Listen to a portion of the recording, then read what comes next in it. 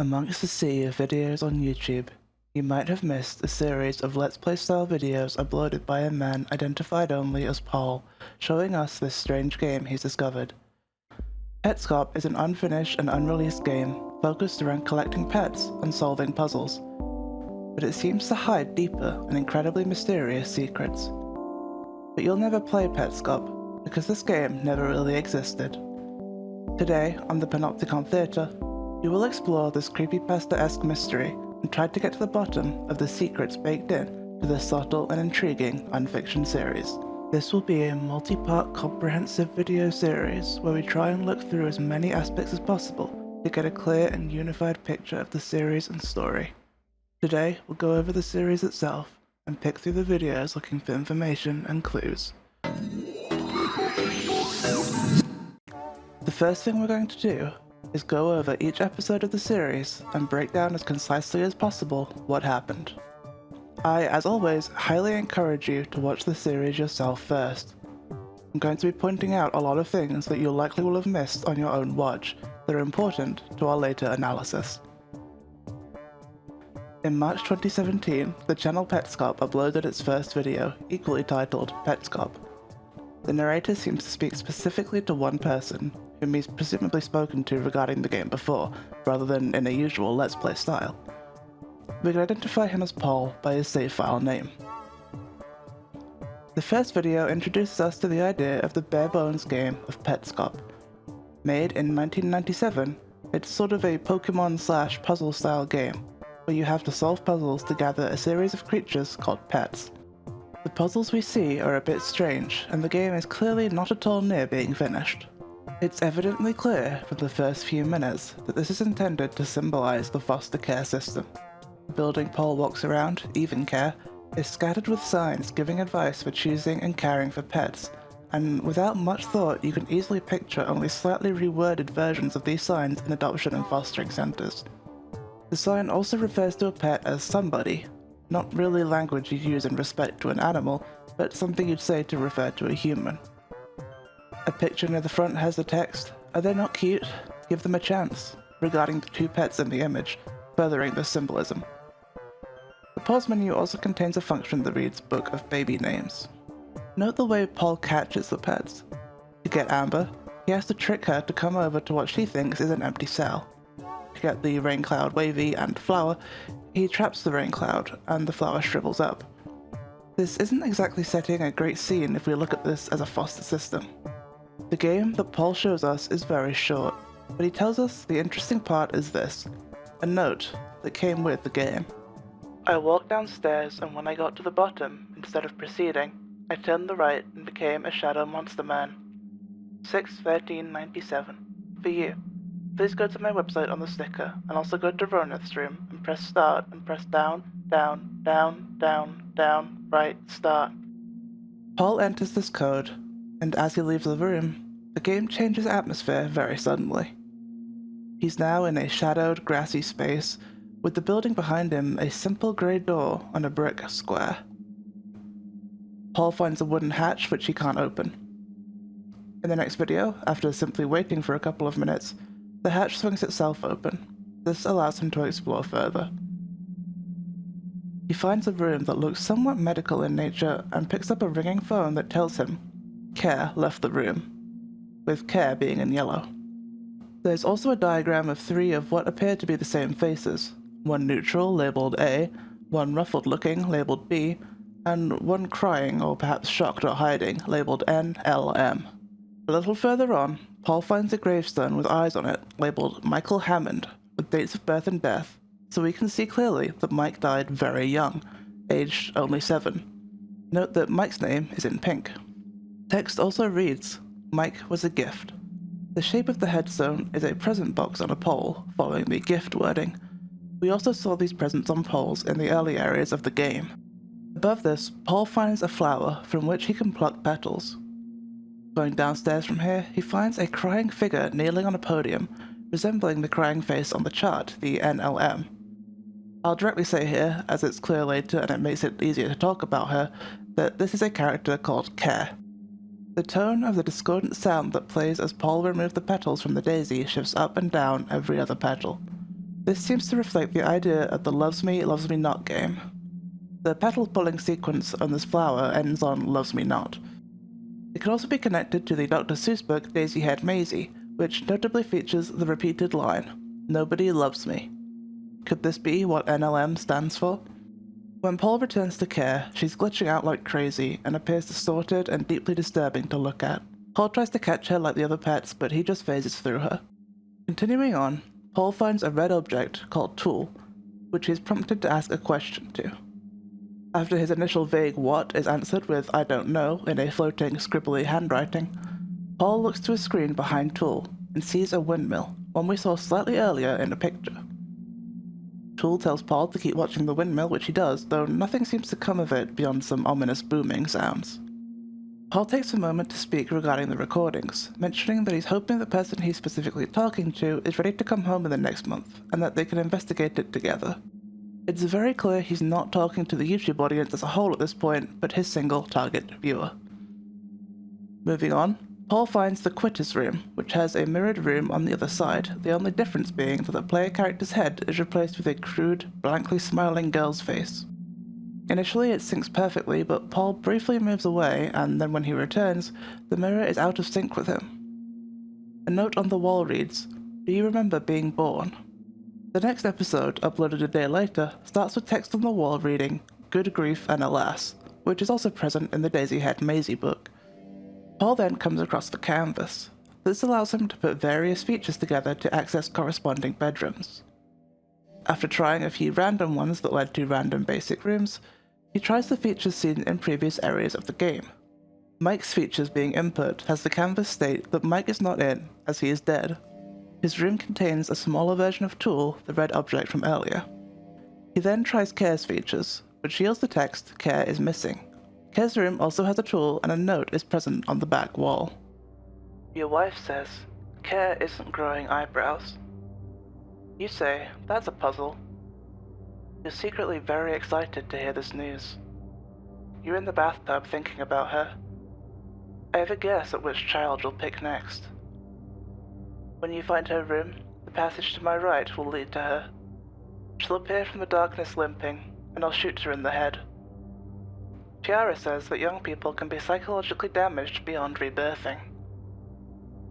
A young person walks into your school building. They walk in with you. You're holding their hands. They come out crying into their hands because nobody will love them, not ever again. Nobody loves me. They wander the New Maker plane.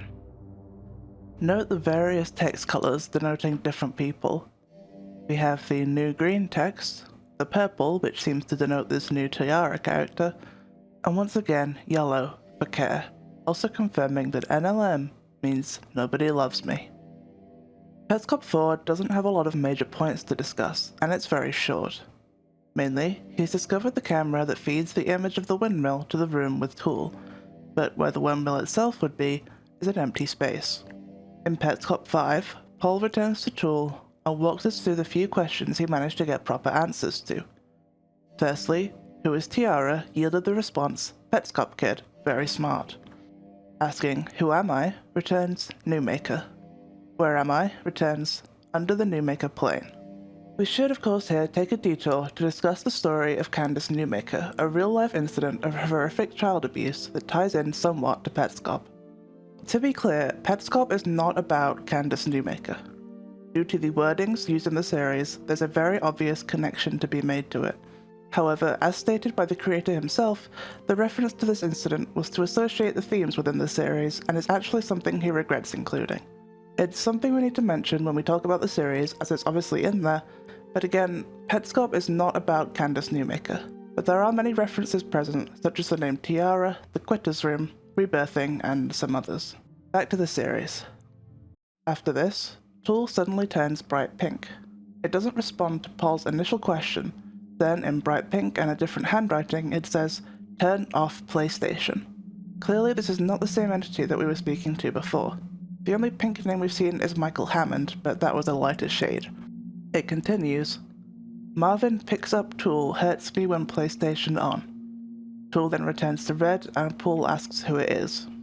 It responds, Tool. Notably, in the description of this video, the use of "we" indicates that it's not just Paul working solo right now. In the next video, we see Paul has been watching the windmill for coming up on 3 hours. A shadowy figure approaches the windmill and enters, and the blades change direction. It then approaches the camera and turns it to a grassy area. It then uses letter blocks to ask the questions, "Where is my house? Where is the school?" and then the statement, "I will follow." It then returns the camera to its original position. After an hour and 24 minutes, the windmill vanishes. Paul is able to go up and catch the Toneth pet, and its description is long and rambling and weird, talking about a dog not dying after being hit by a car and the speaker thinking he should have died. There are also some new pet slots, showing the 3 care variations. Paul returns to Tool and asks the questions the Shadow had asked, receiving the answers, "You can never go home," and "You can't go back in time." Paul suggests that he doesn't think the game is haunted. This game is trying very hard to make it seem like there's an entity in it, like a ghost or an AI trying to communicate with me. But the way you know that there's a ghost in the game trying to communicate with you is if it comes out, if it stops being distant, and it comes out and you can have a real-time back and forth with it. So, not entirely convincing yet. Petscop 7 gives us the information that the Shadow is Marvin, as heard from the pink tool. It asks Paul to show Marvin where his house is. It also tells Paul, "Go there, and he'll follow you. His daughter is there." So, we know Marvin has a daughter. Paul attempts to use an elevator hatch by placing pets in it, but it states it only accepts people. He returns to the canvas and discovers a room when he inputs Care's face with Mike's eyebrows. There's something on the table in the room that has been censored out in editing, and Paul is clearly uncomfortable and distressed seeing it. What's this?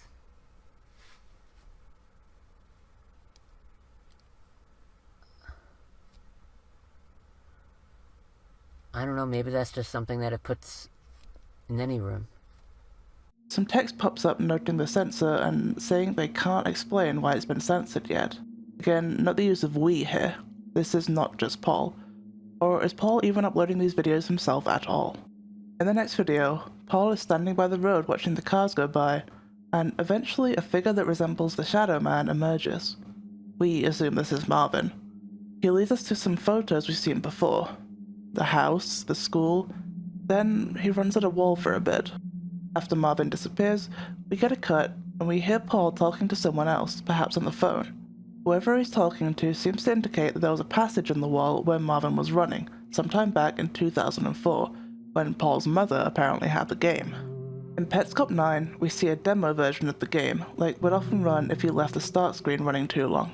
Interestingly, the character running on the treadmill and changing the numbers lines up exactly with Paul plucking the petals from the flower in an earlier video.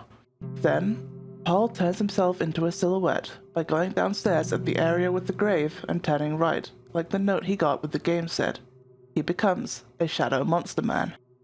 Now, he can see the windmill. Inside the windmill, he sees a new face, a white tool, and a spinning gear contraption.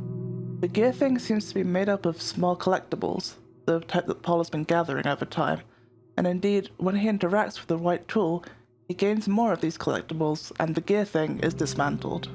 Paul inputs the new face on the canvas, which gives the message, "You found her. You may visit her room." Within this room, there's an identical player character, which moves out of the room as Paul enters. Later, Paul himself follows the exact same movements as this character, like the other version had predicted his exact path. There's a red tool and a miniature windmill on the table. The note on the wall reads, "You must have guessed, but I was looking through your things. I found that picture of you from 1977, standing in front of an old windmill with your friend.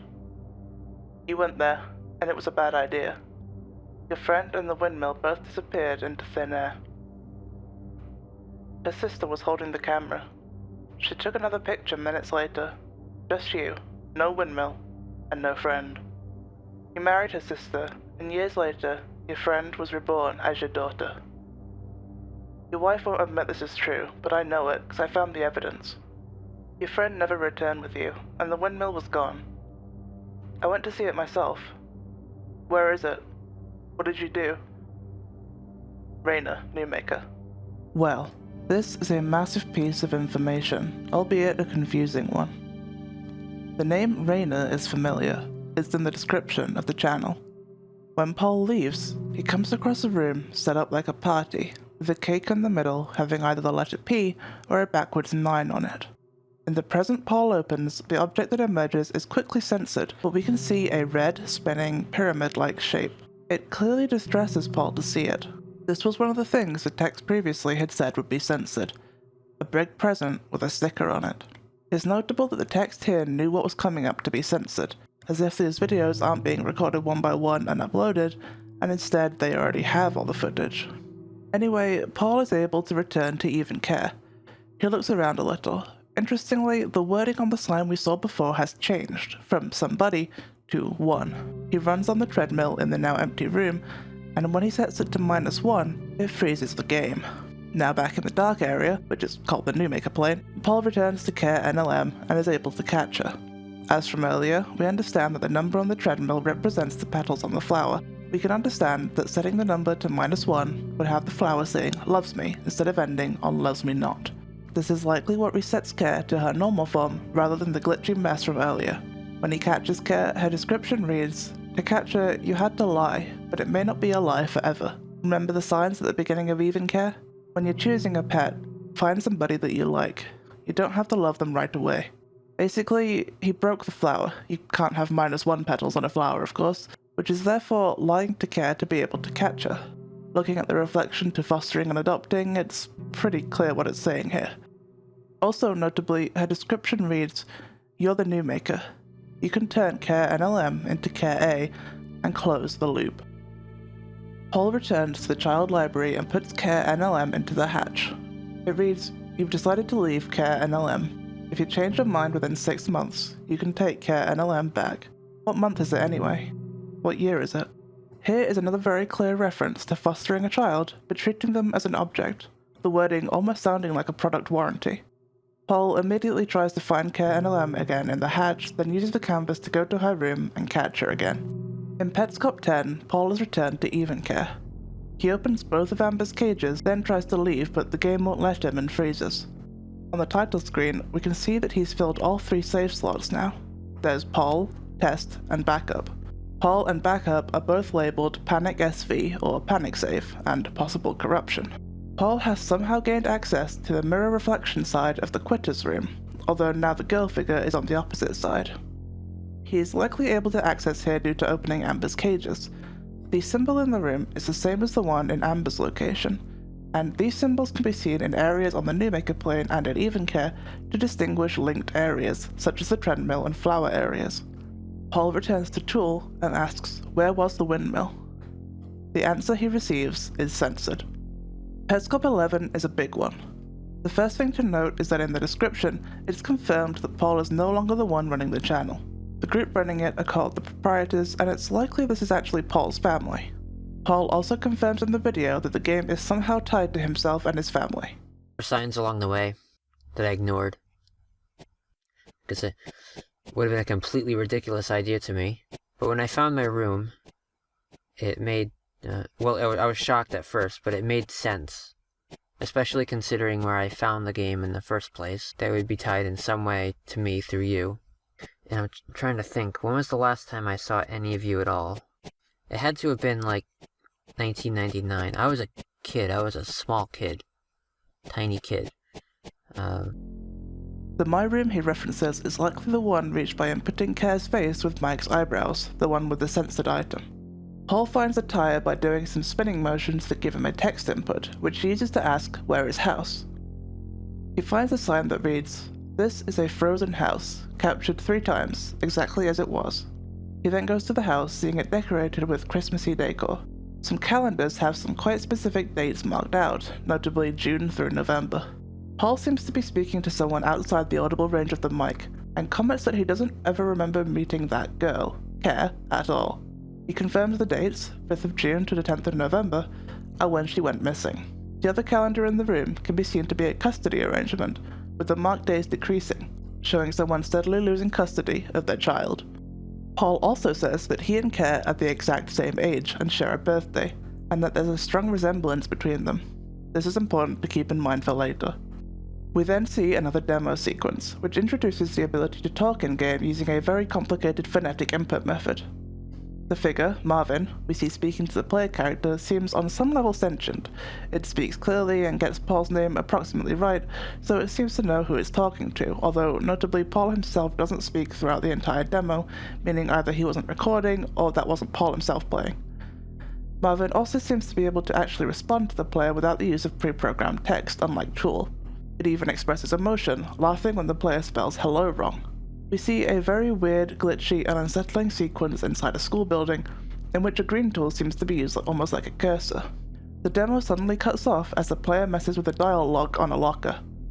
Back in the main game, it seems to be a different time of year. The Christmas decor is gone. Paul finds a note on the wall in the house. My husband may come here after 6 p.m. Please stay overnight if you can. Thank you so much. Signed with a black flower. Checking the calendar reveals it's June 5th, the day Care went missing. Paul finds a bedroom with Care sitting on a bed, but there's some sort of barrier protecting her. There's an AC unit under the window, and Care is occasionally blue-toned and shivering. Paul walks into a cupboard behind her and gets stuck inside when the door closes on him. After he waits for a moment, the AC unit suddenly smashes into the ground, startling Paul, and Marvin appears to have come in through the window, capturing Claire. He then runs out through the house, and the Care left the room message appears. It suddenly resets, with Care back, and Paul is released. Marvin is in the house, but disappears somewhere into the wall. Paul finds a ladder outside leading to Care's window, and repeats Marvin's actions, catching Care. He reads her description. When the emergency began, we were all looking for Care A. I told you all, we would never find Care A. When Care A goes missing, she goes missing forever. My brother didn't want us to find him because he knew we were all looking for Michael A. I'm back.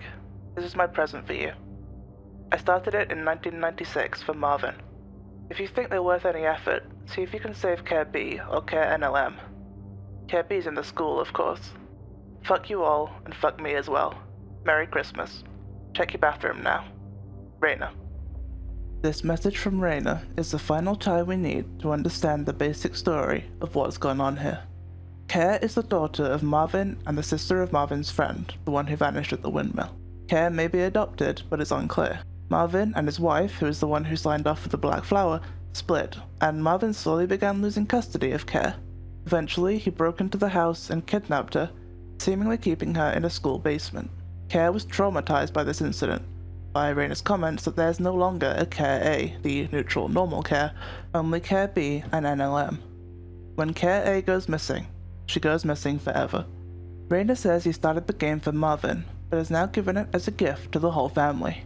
We know Paul's mother had the game, so this again indicates to us that Paul is somehow directly related to the people involved in this incident. There's a lot more to dig into here. What happened to Care while she was missing to turn her into NLM, for example, so let's keep going. Paul comments that he met him once. I saw him at a birthday party once.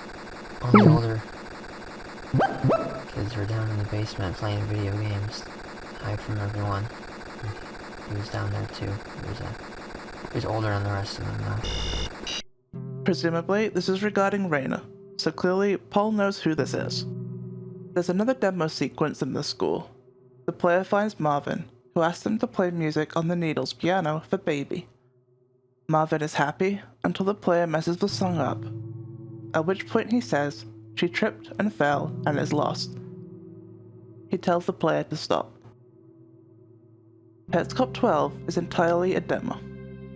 The gameplay is slightly different to Paul's. Usually he'll gather all the collectibles, but whoever's playing now tends to ignore them.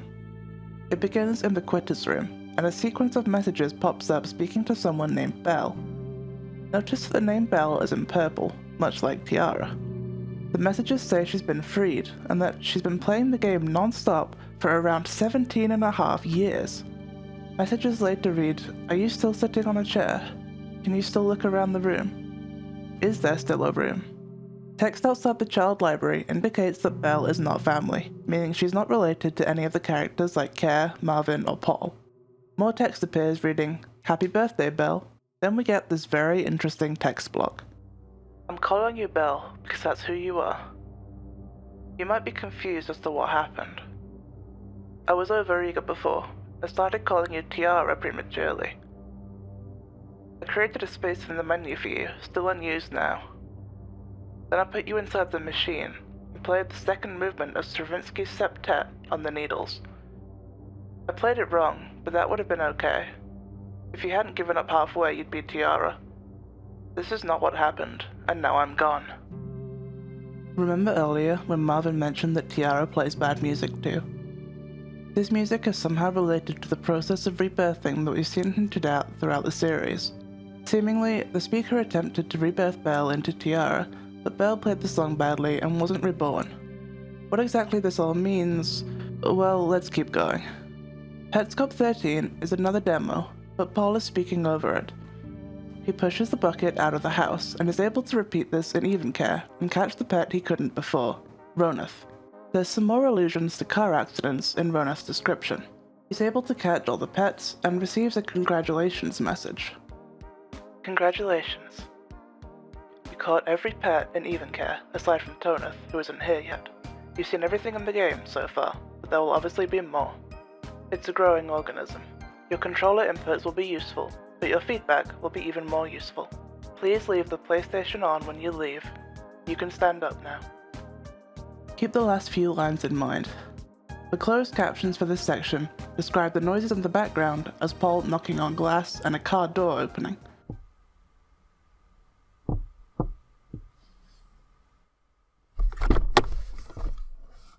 In Petscop 14, we see Paul working with a windmill puzzle, which is directed at Marvin, where he essentially has to act as if a door in the game is open and act out the button presses as if he'd gone through the door, even though it's closed.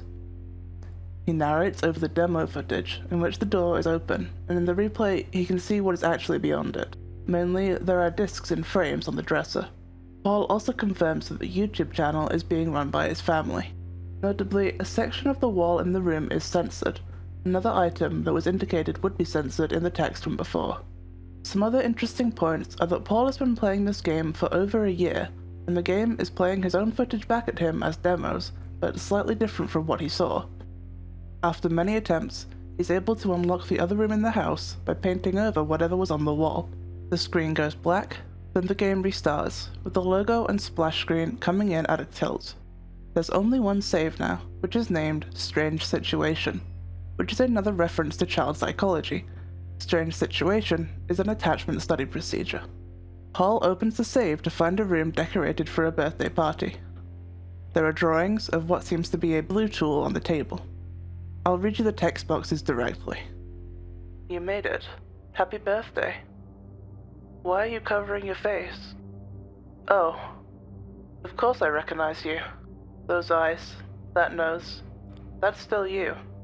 Go ahead and have a slice. Oh, don't worry about those. I sure hope you've realized by now. It doesn't matter how long you've been gone. It doesn't matter how much you've changed. You aren't lost. Stop wandering and come home."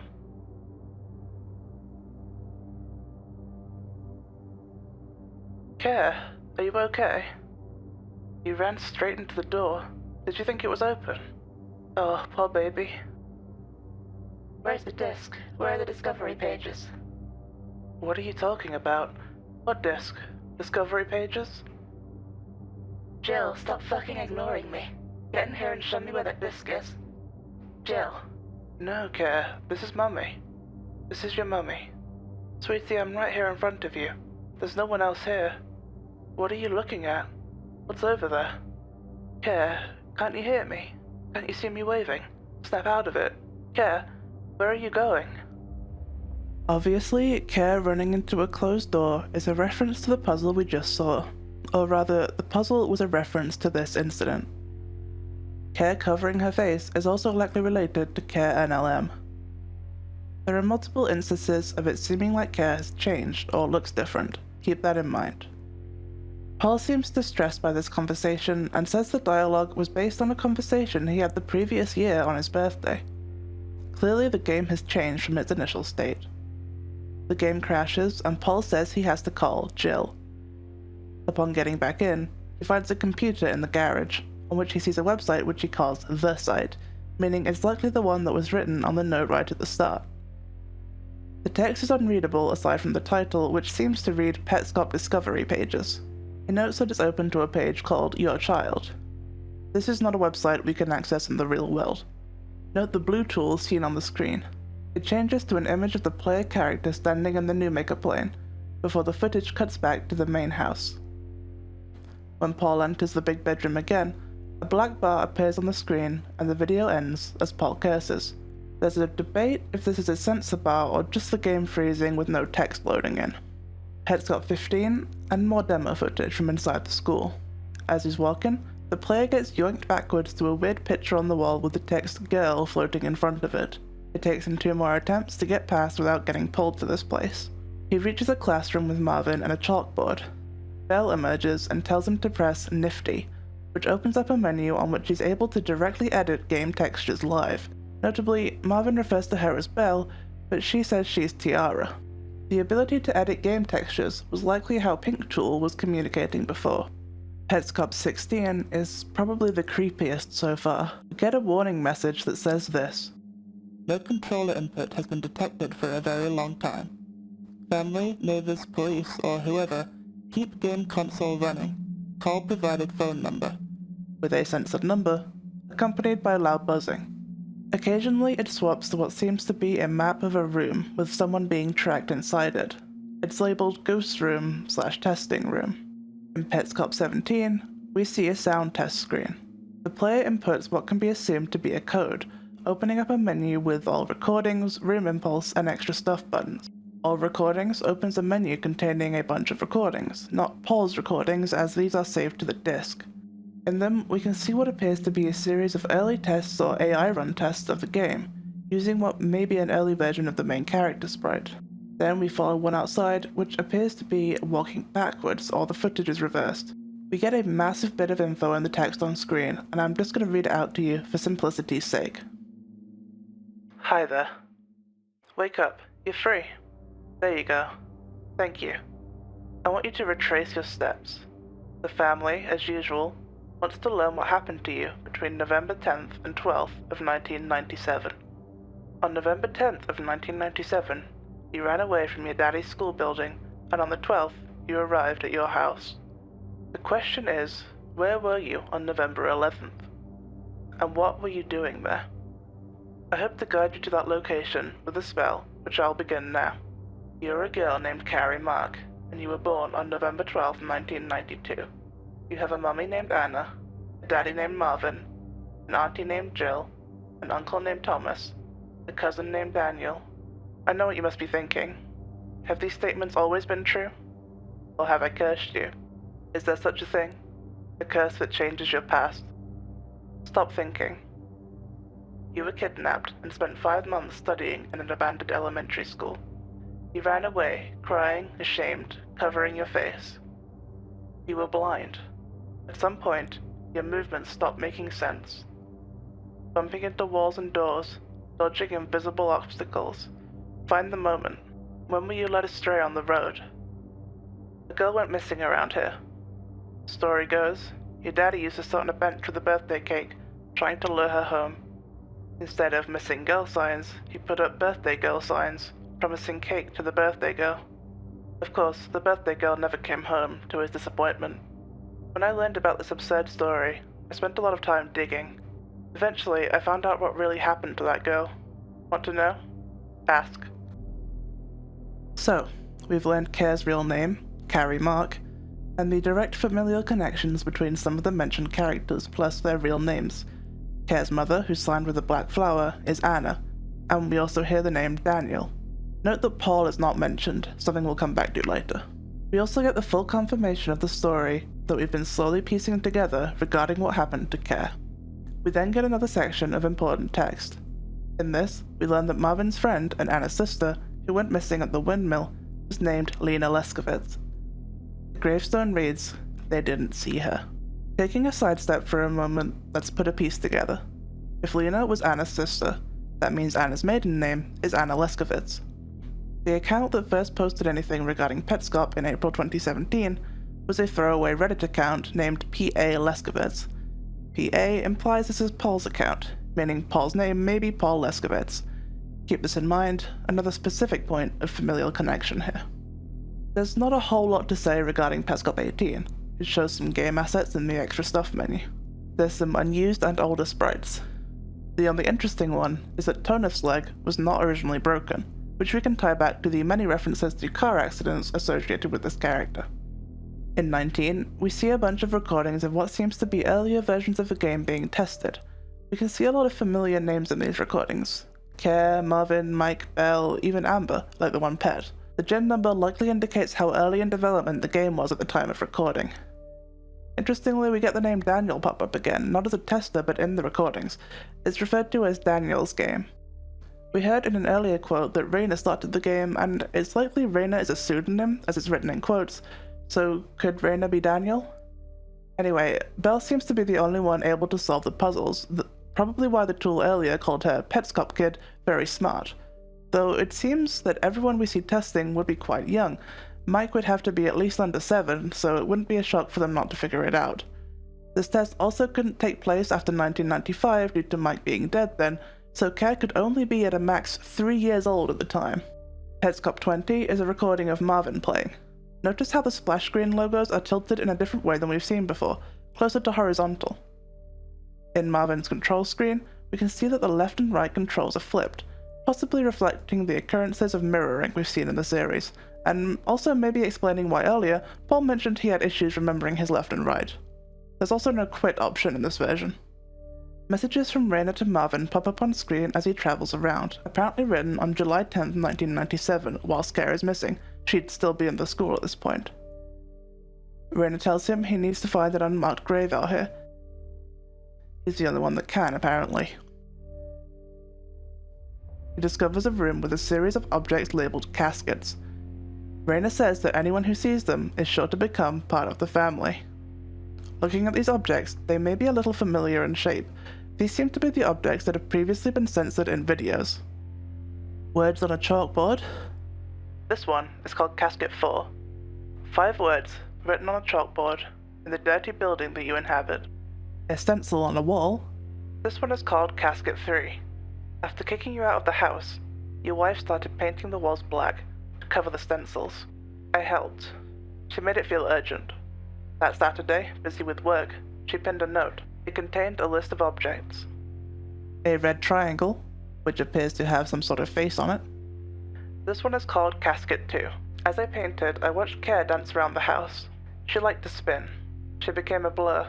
But in that blur, somehow, as she spun around, from 45 degrees to 90 to 180 to 360 to 720, 1080, 1440, 1800 to 160, winding, tightening, tightening.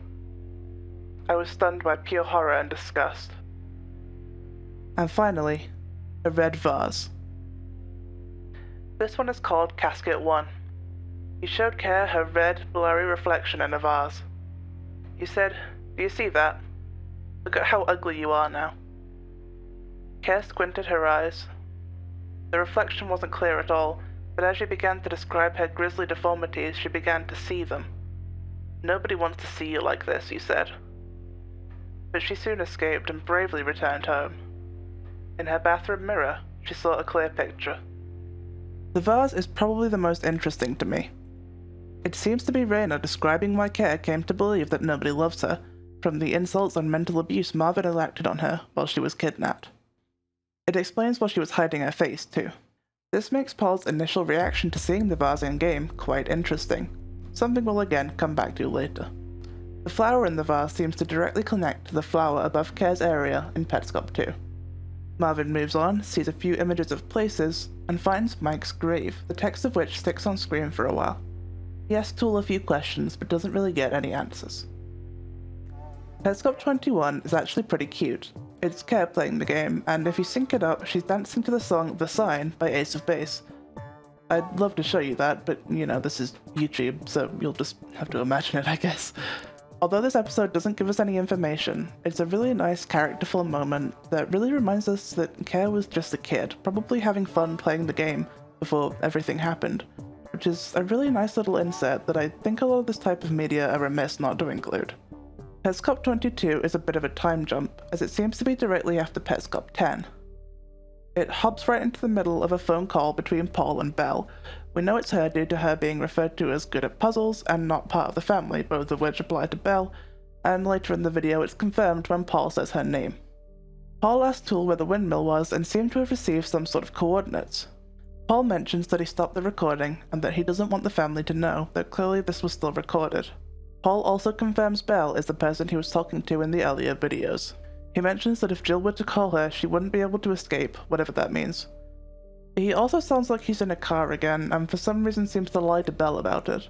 Then, as Paul is walking and talking, he all of a sudden gets hit by an orange car in the game, where cars had never hit him before. Belle seems to stop responding to him, as the Tiara character walks on screen. She just stands and stares at the camera before clearly indicating towards the right. Paul is clearly frustrated and losing his patience.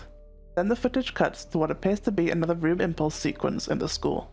Text begins seemingly from a school counselor, apologizing to whoever they're speaking to about pulling them out of class.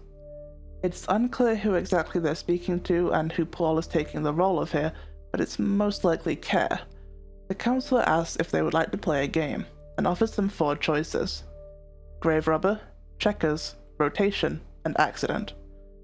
Notably, the logo on accident reflects an animation from outside Tool's room. The player selects grave robber, which is apparently similar to battleships, and they play it out.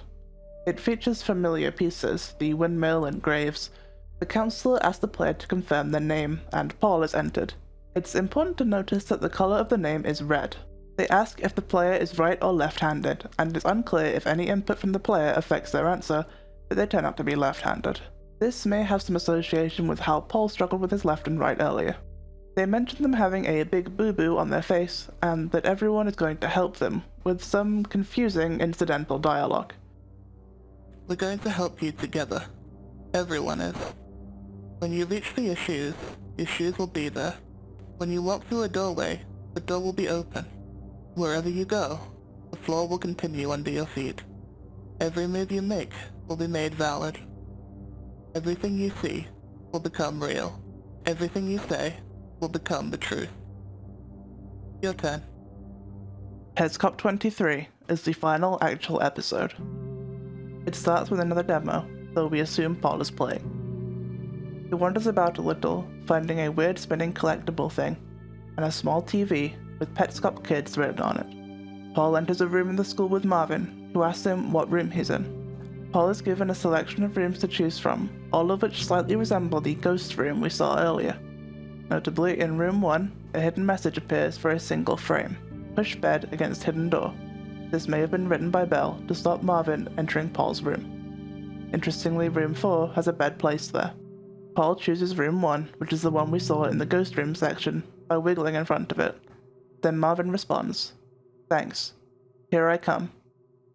Paul's response, "What? No, no," and is then suddenly cut off. The phonetic he manages to enter before being cut off is "da." There's a long, tense pause, then a cut, and Marvin walks away. Kiara walks in and says, "I'm sorry." Paul asks for help. Kiara presumably uses draw mode to edit the texture in the chalkboard to give him a code, which finally allows him to open the dial lock on the locker that we've been seeing him fiddle with a few times before. The locker contains a pink and purple egg and a note. "Your new life letter, addressed to Tiara Leskovitz." I've transcribed the whole letter on screen for you here. Paul heads to the school basement, the place where Care was kept. There's a sign. You'll find the machine up ahead. This is the only entry or exit. You will pass through this room again as you leave. Keep in mind everything here your baby will see. Paul pushes a few items into a hole, then a door opens. Inside, Paul catches Care B. Here's her description. Care B is scared and pounding on the door. I open it. It's so dark that I can't see her, so I pull her out and the light hits her face.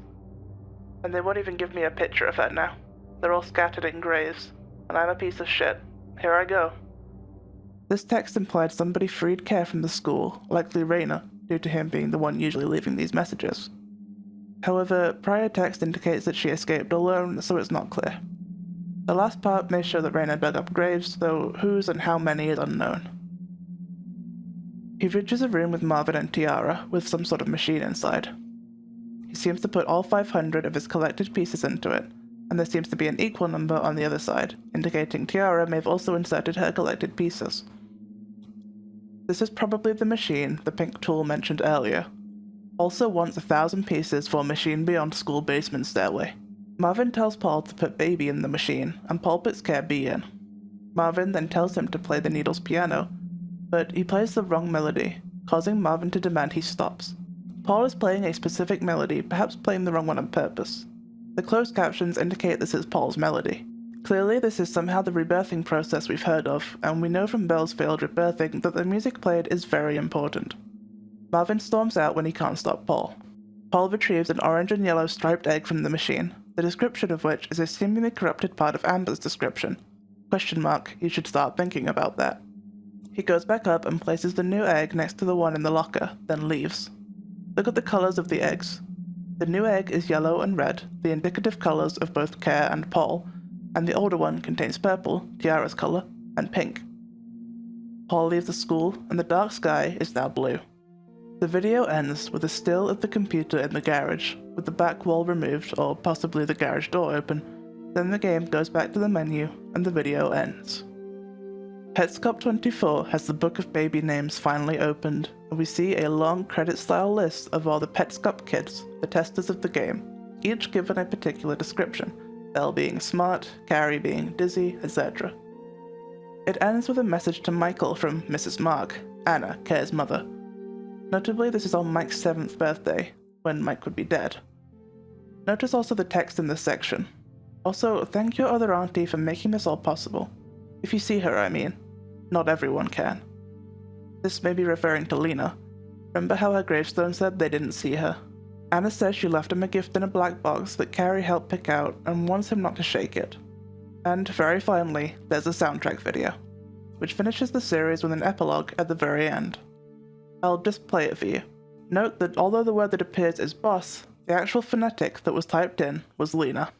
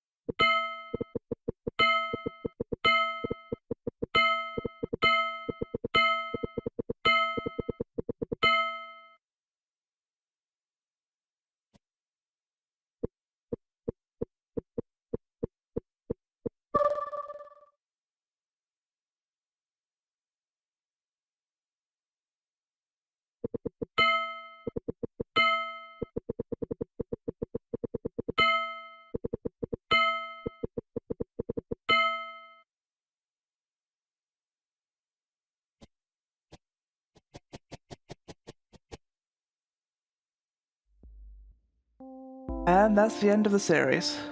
That was a lot to take in, wasn't it? Hopefully we all have a clear and dreadful understanding of at least what happened in the videos themselves, if not the actual story. Next time on the Panopticon Theatre, we'll begin to piece together all this information, so we can understand what just happened and what it all means. Stay tuned till then, and make sure to ask any questions in the comments that you'd particularly like me to answer, or any elements that you're particularly curious about. I'll see you back here shortly. Feel free to leave your bags on your seats.